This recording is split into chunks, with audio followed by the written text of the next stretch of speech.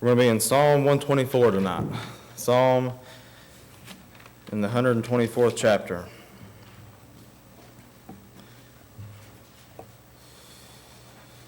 Psalm 124. We're going to be focusing on verses 6 through 8.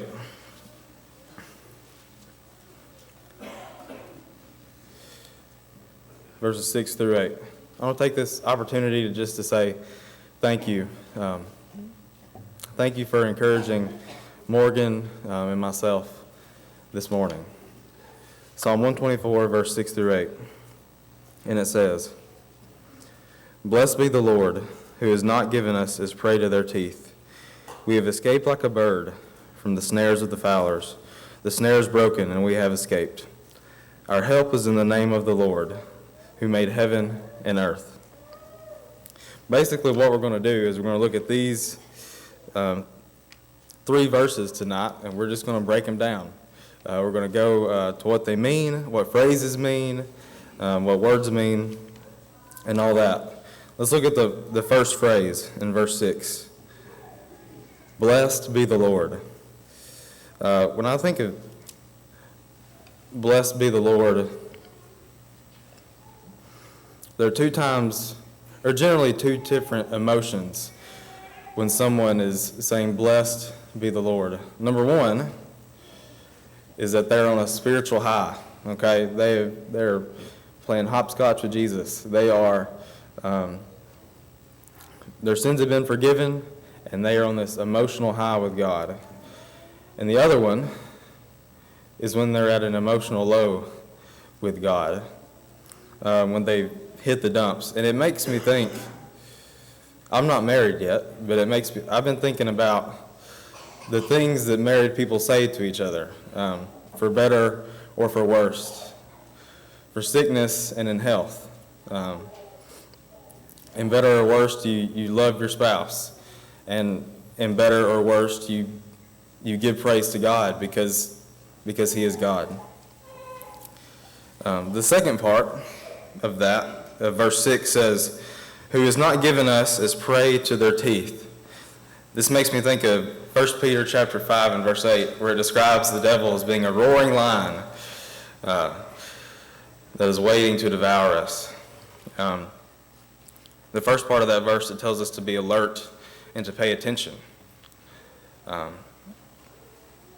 don't know if you watch National Geographic. I love National Geographic in the show. I'm a weird guy like that. And I like the shows. You watch the herd of gazelles coming in, and then there are lines and strategic points around the herd, and they wait, and they wait, until they can't wait anymore.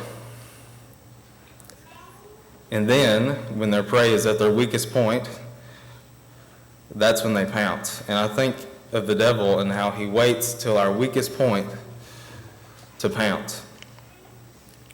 And that brings us to verse 7. Verse 7 is my favorite verse. "We have escaped like a bird from the snare of the fowlers. The snare is broken." In high school, me and my older cousin trapped a little bit.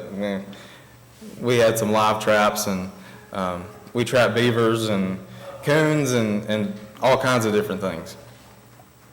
And if someone hired us, let's say they have 30 acres worth of timber that we're going to trap, we don't set traps in the whole 30 acres. It's not feasible to do that. We didn't have enough traps to set one, let's say, in each acre. So we studied what we were going to trap. We knew where it was going to be. We knew where it slept. We knew what bait to use with it.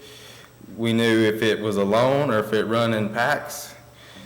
So we would put all of our traps where they knew it would be. For instance, if I was going to set a trap for Cameron Ezel, I would put it down here on this second row right here, because I know that's usually where he comes and sits. And I think we forget sometimes that Satan knows us better than we know ourselves sometimes. He knows our tendencies. He knows everything about us. And we forget to pay attention, and we forget to stay alert for him, or at least I do. I think I got everything taken care of. And then at the moment where I'm not paying attention is where he gets me. The last part of verse 7, it says, the snare is broken and we have escaped. When I think of this, I ask myself a question: how did the snare break? Our snare is sin. So how does the snare of sin break? Do we break from the bonds of sins ourselves? Am I strong enough by myself to come out of sin? And the answer to that is no, because you look down at verse 8, and it says, our help is in the name of the Lord, who made heaven and earth. Turn with me to Psalms 107 real fast. Psalms 107.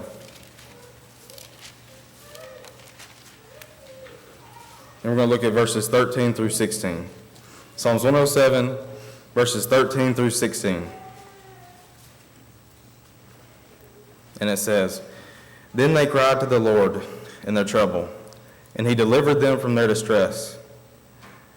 He brought them out of the darkness and the shadow of death, and burst their bonds apart.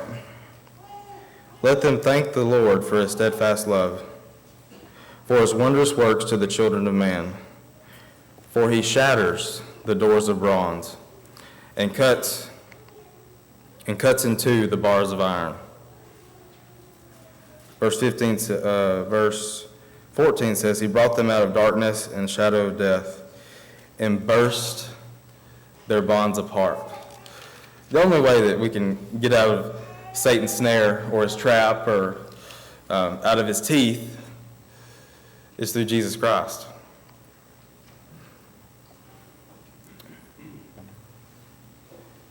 And tonight, I just wanted to remind us that Jesus Christ is the only way we can do that. Sometimes we fall into sin, or at least in my life, sometimes I've fallen into sin, and I think I can come out of it on my own. I think I can do it all by myself because I'm Joshua Hester, and that's not always the case. And also, I wanted to remind anyone who may not be a Christian that you're in that snare, and there is, if you have not decided to become a Christian, there is no hope for you breaking that snare except through Jesus Christ. So, maybe you haven't been paying attention recently. Maybe you're going on in life and life's good, and then all of a sudden you've looked up and you're in the snare. Satan has you. If that's so, I pray that you come down and you ask for help. Jesus will help you. And he has a bunch of people in this room to help him do it, to help bring you out, to help encourage you. And if you haven't become a Christian yet, and you are literally in a snare and hopeless of breaking it, I pray that you find that hope. And I pray that you find Jesus so he can break the snare for you. If there's anything we can do for you, church, please come as we stand and as we sing.